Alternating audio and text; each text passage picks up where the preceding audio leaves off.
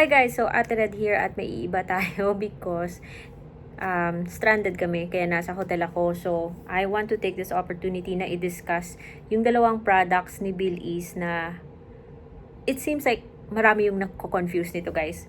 At hindi po ako, since wala po ako sa usual kong setup, so please bear with me sa aking mga mali-mali sa pagsasalita.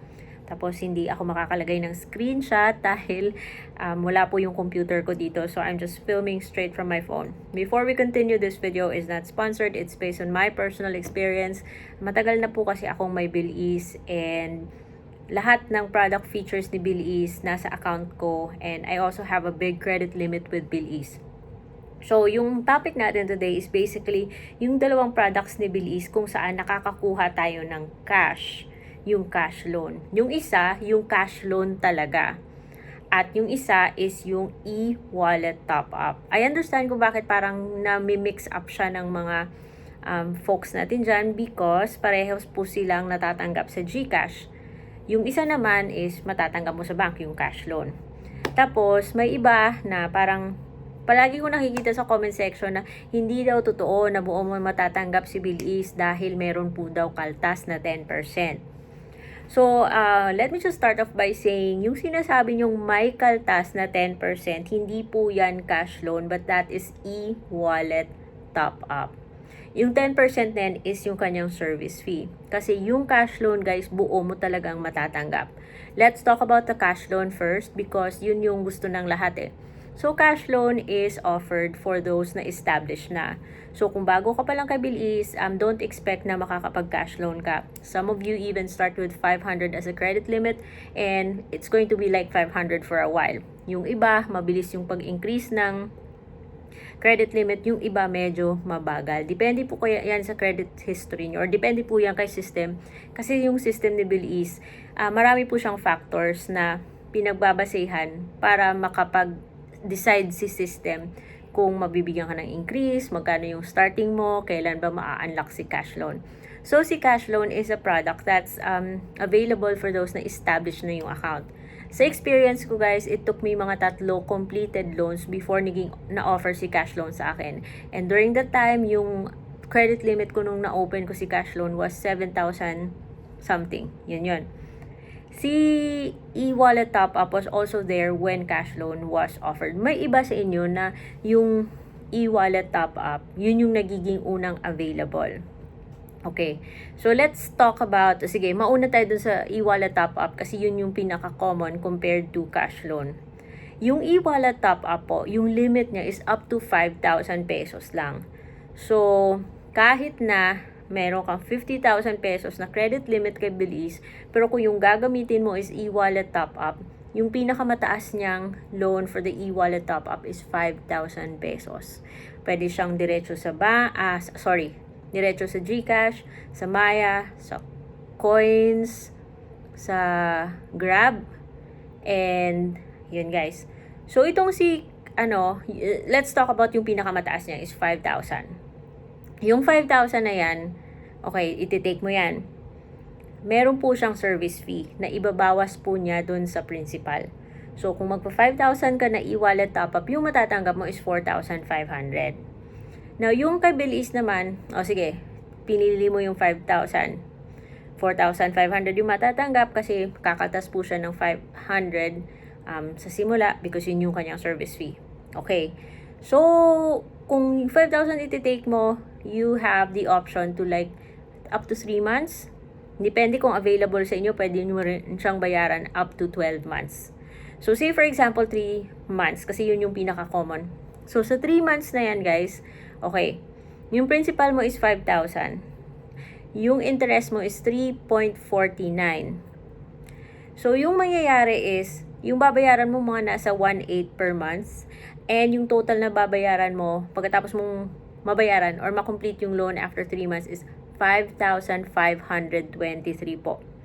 Dahil yung 5,523 plus, kasi yung lahat ng, yung 5,523, yun yung interest lang. Pero kinaltas niya na yung service fee kaagad. So, yun. Kaya kung pupunta ka dun sa disclosure statement mo, yung lalabas na effective interest is 6.40 something. Kasi yung effective interest takes into consideration the service fee and the monthly interest. Pero kung monthly interest lang, hindi kasama yung service fee, it's 3.49. That is why sa 5,000, yung interest ng 5,000 is 523 in 3 months. Yun nga lang, nagbawas siya ng service fee. Which, yun yung nirereklamo ng lahat. Kaya guys, alagaan nyo na mabuti yung Bilis nyo. Pero, hindi lang si Bilis. Kasi Bilis also takes consideration yung mga utang nyo sa ibang loan apps. Nakikita niya yan kasi accessing entity po siya sa CIC. Or Credit Information Corporation. So, nagkakaroon si Bilis ng idea, yung system ni Bilis, nagkakaroon siya ng idea kung naging good payer ka sa ibang mga loan apps or medyo may issue ka sa credit history mo. And yun, nakaka-affect yun sa kung magkano yung ibibigay ni Bilis sa'yo na credit limit as you keep using Bilis. And kung when magiging available si cash loan sa inyo. So, pag naging available si cash loan sa inyo, ito naman is kung magkano yung credit limit mo guys ha, yun din yung pwede mong i-cash loan. At saka pwedeng multiple loans. So, say for example, meron kang 50,000 na credit limit kay Bilis. Kung gusto mo i-cash loan lahat, go ahead. Pwede. Yung 50,000. Of course, syempre, kung malaki yung loan, matagal matapos yung term, syempre, malaki rin yung napupunta sa interest. Kaya, dapat kinu-consider natin yan. Pero, buo mo matatanggap yung loan. Also, when I say multiple loans, kasi example, 50,000, yung kailangan mo for now is only 10,000. So, kahit na hindi po pa natapos, bayaran yung 10,000 na yan, meron ka pang 40,000 na pwede mong gamitin upon emergency. So, bumabalik lang yung credit limit mo yan sa total mong credit limit kapag natapos mo yung loan. Okay, ganun yun. So, say for example na lang ha, for the purpose of, yung sa cash flow naman yun, yung 5,000 mo, okay, buo mo yung matatanggap kasi meron nga siyang service fee and yung service fee ng cash loan is mas mababa kaysa sa e-wallet top-up. Ngayon naman sa cash loan, say for example 10,000 kasi pwede ka namang mag 10,000 sa cash loan eh. Sa 10,000 for example, yung service fee mo is nasa 306. Pero hindi niya yan ibabawas sa loan mo, sa cash loan mo. Yung matatanggap mo is 10,000 pa rin guys. Kasi yung 306 naman, idadagdag na yun dun sa interest. Bali, mapapasama siya sa monthly mo. So, yung 306, so sa 10,000 na cash loan for example, and then meron kang, pa-open na lang ako ng notes ko dito para hindi ako nag-guesswork ng ating mga figures. O, ayan. So, yung 10,000 sa loob ng 3 months. Okay, babayaran mo siya every month. Nasa 3,800. Ayan. 3,785. That is why, after 3 months, you end up paying a total of 11,355. So, yung 11,355 na dyan, yung interest nito is 1,355. For a cash loan, it's still 3.49. Pero yung effective interest niya nagiging 4.49 kasi kasama doon yung service fee. So, bali sa 1,355 na yan, kasama na yan yung service fee na hindi niya binawa sa loan mo. So, yun. Kaya masasabing mababa talaga yung interest ni Bilis compared with other loan apps. So, syempre, kung mas malaki yung loan, mas malaki yung napupunta sa interest because imagine, kung 3 months lang yung term, edi 3 months lang na 3.49.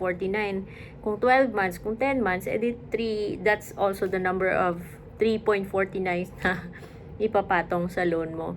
So, these are things na dapat kino-consider. So, I hope guys, it's clear kung bakit yung dalawang cash utang products ni Bilis. Yung isa, hindi naman talaga yan cash eh. E-wallet top-up yun. Magkaiba po sila. Okay. So, kung gusto nyo makita yung step-by-step process kung paano mag-apply kay Bilis, dahil I've made several videos about Bilis, anong requirements, huwag kayong matakot when, kasi marami pong options. Yung mga source of funds kay Bilis is remittance, yung freelance. So, depende sa i-disclose yung source of funds, dun magdi-depend kung ano yung mga requirements na hihingin niya sa'yo.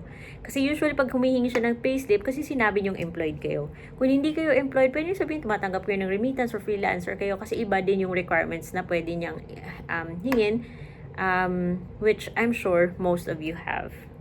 Okay, so that's all I can share for today, guys. Pasensya na kayo sa quality ng video natin because na-stranded kami dito sa BGC.